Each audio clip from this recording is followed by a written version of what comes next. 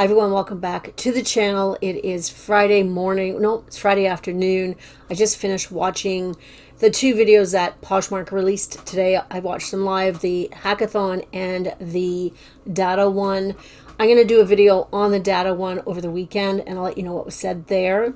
But today we're going to talk about the Hackathon. This is where they reveal new features and you're supposed to be very excited. And it should be some really big things. And it's like, okay, are they going to fix the bid button? Are they going to bring this out? So I was looking forward to it.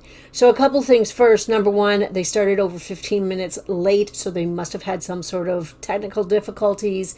The sound was really, really low on my end. So I had to like put everything up in volume so I could actually hear them. That's sort of, it is what it is. So they started the hackathon by, talking a lot and doing, they introduced the team, which, okay, I get why they do that. But I was to the point where it's like, okay, come on, get to the point. Start doing what you have to do, especially since you started later than you should have. So the features, they went through what the past things last year that they brought out. I noticed a couple of things. Like when they were talking about the past features, nothing was really going on. They did ask people to raise hands. So, I wasn't expecting a lot of cheering or whatever. The shipping discount that is optional now, that did get big cheers. And that is a big thing that they brought out for us. And I do appreciate that. And they were talking, the people on stage were very excited about the sale notification sound that they have now and the confetti.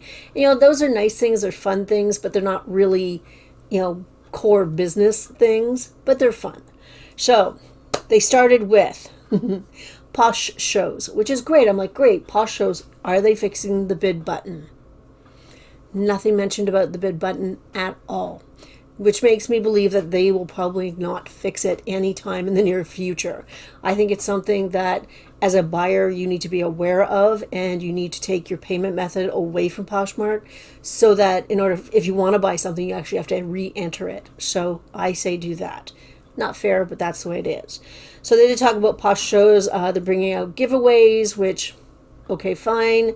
They talked about having share shows where you only have to click one button to get your listing into a share show. And again, I'm not too... I don't know a lot about that, so I don't know if that's a good thing or not. It's okay. They're bringing in a sudden death bid, where that is where if you put 30 seconds in sudden death, it ends at 30 seconds, period, which is not a bad thing because you can move through more items that way, because it's not... Right now, the way it goes is if within the last... Is it 5 seconds or 10 seconds? If somebody bids, they add another 10 seconds. And if somebody bids, they add another 10 seconds, which actually creates a bidding war, which is a good thing if you want to earn a lot of money. But then it takes a lot more time to get that item actually finished and sold. So they're bringing in sudden death bids so that you can go through your inventory faster. So they can have more sales and earn more fees, and you can sell some more items, like number-wise, volume-wise. Another thing, the last thing they said about POSH Shows, and this is something I like because I'm assuming they're going to be bringing it to silent shows as well, is that they're increasing the listing tray. Right now you can list a total of 50 into your tray. They're making it 100 now, which I like. I think that's a pretty good one. That's all right, because I do silent shows, and if I can do a silent show with 100 items, maybe that'll be better for my closet. So that's good. Next, they went to listings, what they're bringing out for listings. They talked again about the Smart List AI. They're really pushing it because that's fine.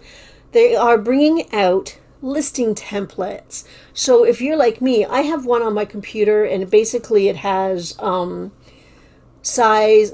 My one for tops has size, chest, and length, and all measurements are taken, laying flat, etc. And then I have, the condition and thank you for shopping my closet and smoke-free, pet-free environment. So all those things I have in a template on my computer, but they're bringing one out that you can have, and it would be automatically populated into any new draft, which is actually pretty good. That's pretty good.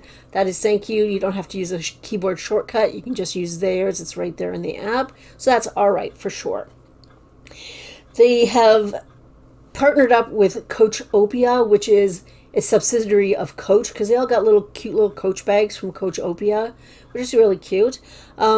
In this little bag, there's a QR code, and if you go to list that, you click on the QR code, and it will absolutely populate your listing with all the information on that item.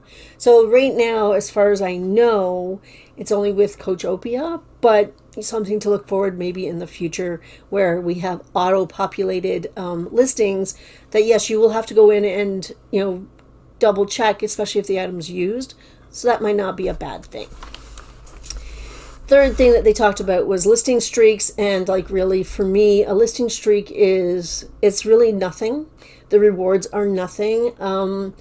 It's one listing per week, which is, if you're doing this as a business, as a side hustle, and you really want to make money, you are listing a lot more than one a week, but that's okay. They were teasing about, the rewards, let's talk about the rewards, and it's like what they came out with, that you can earn new app icons. So if you have a listing streak, you'll have a little icon wherever, and it's like, big whoop. It's fluff. That is a fluff thing. I was just like, whatever.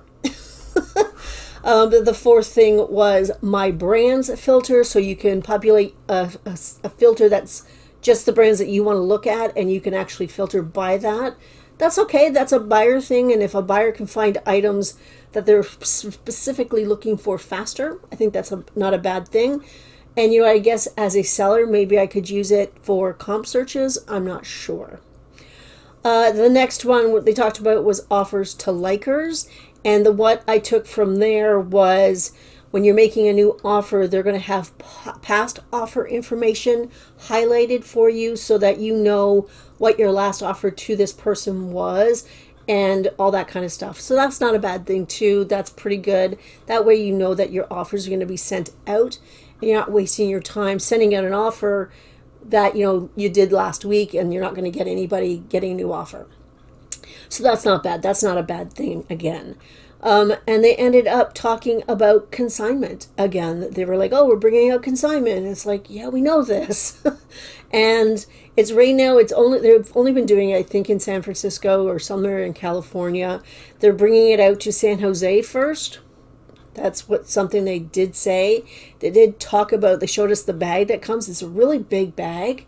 And yeah, you could get 40 to 50 items in that bag, depending on what they are, which is not a bad thing if you're going to be doing this. And I mean, honestly, it's going to take them a long time to set it up, because the way that they presented it, you take your bag, you fill the bag, you're the consignee, you want to consign, you fill your bag, and somebody comes to your house to pick it up. So you saw somebody in a car picking this up, and then they have to drive that to the partner that's going to list them for you. So they would have to set up a lot of infrastructure for that to work. Maybe I could get a job doing that. Who knows? So they did show that video. They did not talk about what the share percentage was. They did not go into details whatsoever to let us know that, yeah, you know what, this is what we're going to do. We're going to bring up consignment. Poshmark's going to take their 20% off the sale price, and the person that did the listing is going to get this percentage, and the person whose item it was is going to get this. They didn't go into details whatsoever. So that is it. That was the whole, I'm calling it the Lackathon, because honestly, there's nothing groundbreaking. There's nothing really, really exciting. I mean, some of the stuff is okay. The listing templates is pretty good, and